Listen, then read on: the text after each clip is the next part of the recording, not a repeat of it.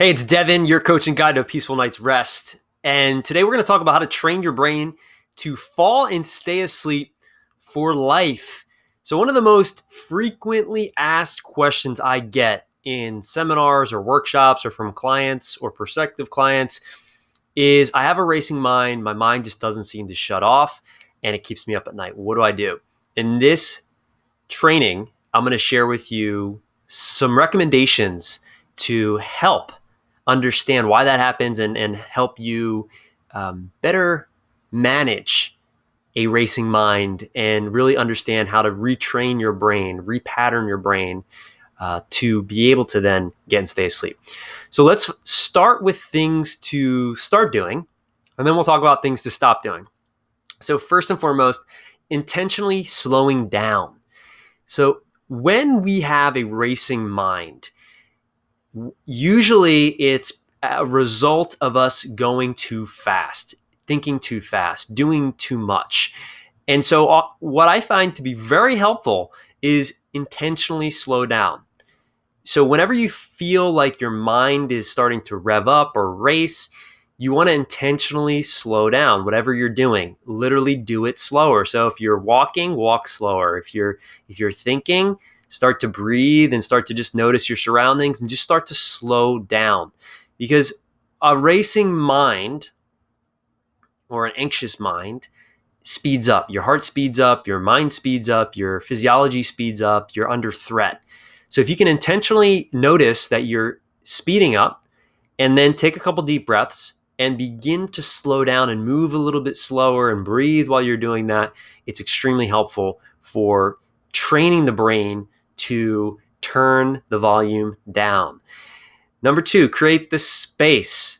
This is another really important thing that people just overlook. If you go throughout your day back to back to back, from meeting to meeting or from task to task without any space, your mind at the end of the day is going to be in what's called a mind rev. So you're thinking about all the things you could have done differently, should have done, or may need to still do. And that creates this racing mind. That creates a hyper aroused brain. So if you can even just practice a couple minutes transition between your tasks throughout your day or your meetings or coming home from work or coming from your office into the rest of your home, for those of you that work at home, it makes a huge difference. Create space. This is very challenging to do in the fast-paced world we live in, but it allows the mind to simmer down. Just like a computer, if you have too many browser windows open, it starts to overheat, it starts to slow down, and then eventually sometimes it just freezes altogether. This is our brain is kind of like a computer. And this can happen when we don't create space, close out some of those browser windows, and allow the body to simmer down, to just go to sleep for a second. And when I say go to sleep for a second, just like a computer, maybe you put a computer to sleep for a couple minutes or reboot it, we need to do that with our brain as well. Practicing mindfulness. Mindfulness is one of the most powerful practices to calm a racing mind. Why? Because you become aware of the space between your thoughts. And it takes practice.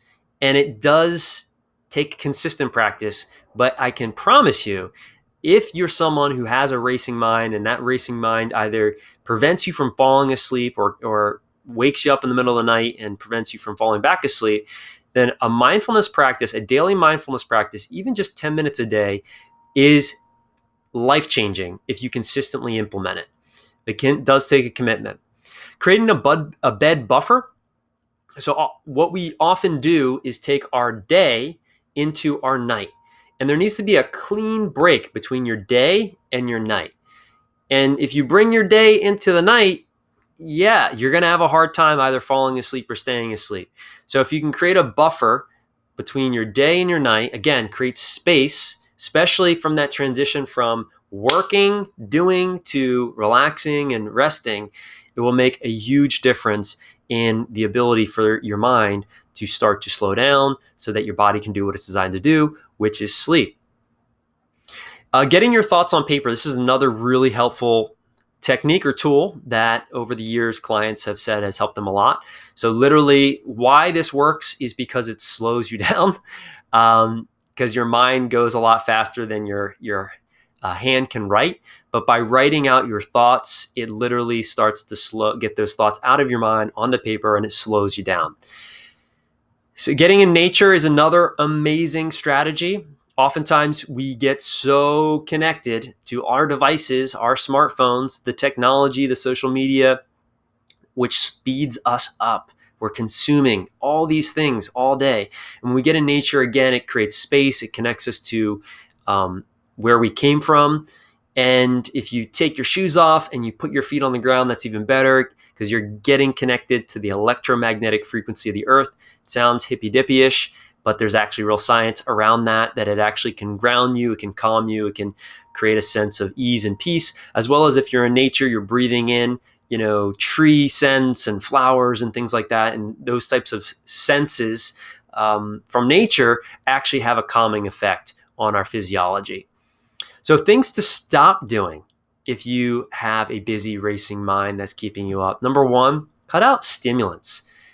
So coffee, cigarettes, pre-workouts, anything that has caffeine, anything that has something in it that is an upper.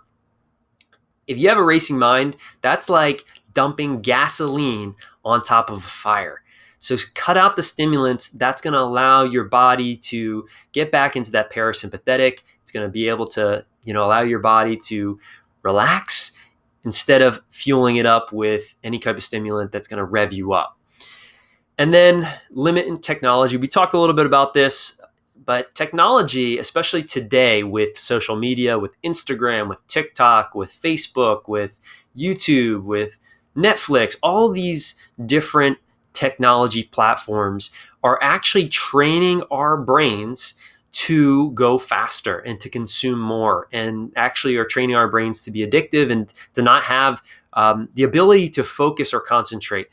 And there's an incredible documentary called The Social Dilemma on Netflix, ironically, that explains how dangerous technology actually is and what it's doing to our brains. And I highly recommend that everyone takes the time to watch that documentary to understand how to have a better relationship with technology so that you can, not have your brain be conditioned to have a short attention span, ADA, ADHD, racing mind, on top of maybe the racing mind that you already have without the use of this.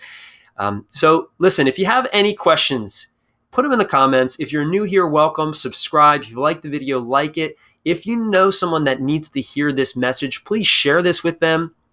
And again, put your comments below. I'd be more than happy to answer them.